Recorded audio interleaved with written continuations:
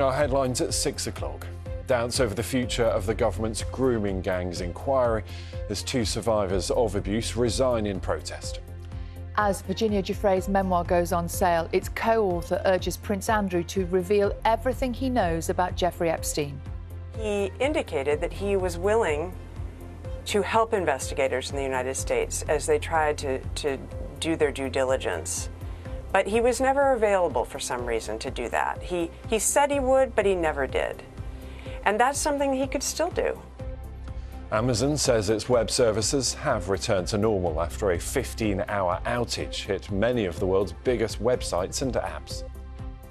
Good morning. Shopping in the palm of your hand, sales through all-in-one apps like TikTok Shop are booming. I'll look at their popularity. The final of the Miss Great Britain contest at Morecambe is one of the classics of this honoured sport. It might not be a pageant around a pool anymore, but Miss Great Britain is still going strong with inspirational stories and contestants of all ages. Let's have a look at the front pages this morning. Lots of them continuing to lead on reports about Prince Andrew. The Mirror's headline reads, "What did the palace know?" The paper says pressure is mounting on the royals to reveal who knew about claims Prince Andrew tried to dig dirt on his accuser, Virginia Giuffre. The Prince has repeatedly denied the allegations against him. In the Mail, there are questions over Andrew's finances and how he can afford to stay in the Royal Lodge. The paper reports that he did not receive a significant inheritance from the late Queen or the Queen Mother. The Telegraph leads with the grooming inquiry and 2 abuse survivors leaving a liaison panel yesterday. It says critics are accusing Labour of sabotage, but a Home Office spokesman said it was committed to delivering a robust inquiry.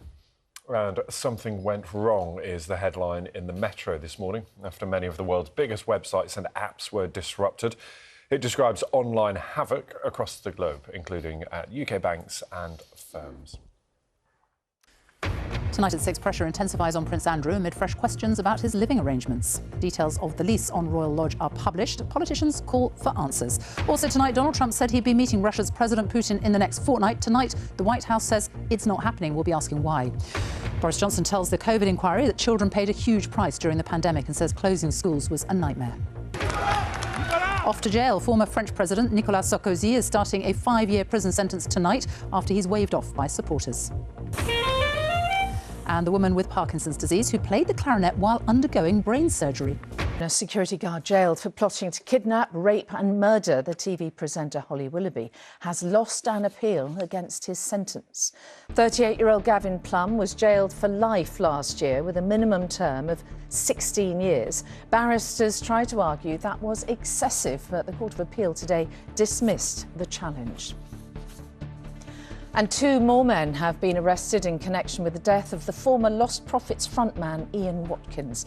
The rock star died at HMP Wakefield 10 days ago while serving a 29-year sentence for child sexual offences. The British grandmother heading home after 12 years on death row.